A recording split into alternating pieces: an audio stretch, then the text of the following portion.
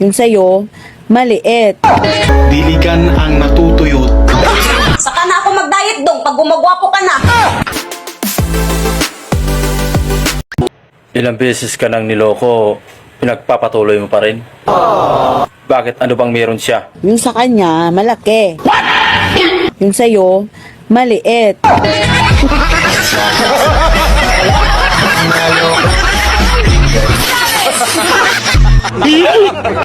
Hoy, ikaw, nahibawa man kung gwapo ka. Gamay lang ng imuha.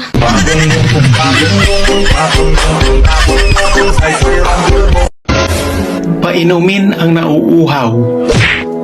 Pakainin ang nagugutom. Diligan ang natutuyot.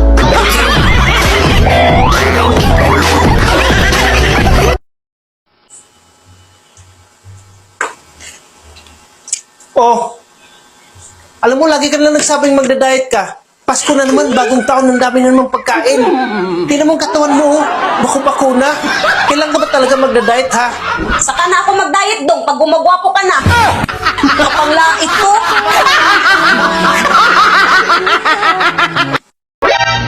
Hey Besh, may challenge ako sa'yo. Kasi sabi nila, gumaganda daw ang tao kapag nakangiti. Sige nga, patingin nga, ngiti ka nga. Eh yung lungkot, patingin. Okay. Ngiti ka nga ulit. Anong pinagsasabi nila? Wala namang pinagkaiba. Ganun ba rin? Anong hayop ang nakatanggal ng lungkot ng isang tao?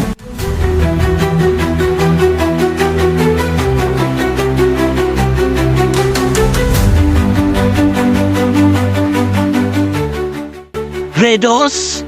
No.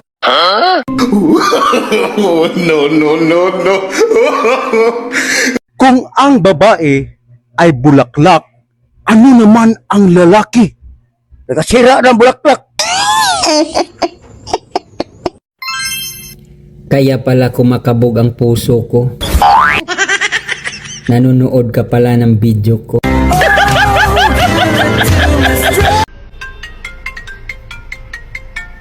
Hello?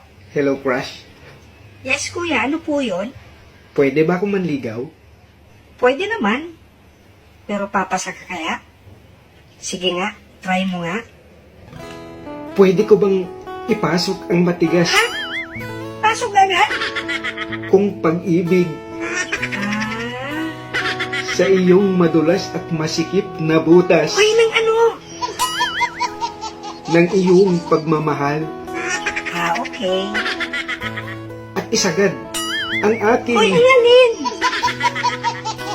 pagkaseryoso sa iyo Ah, at handa kong iputok at isabog sa loob ng iyong ala ng aking alin?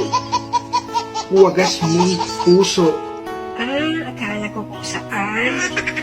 ang mainit na katas ng aking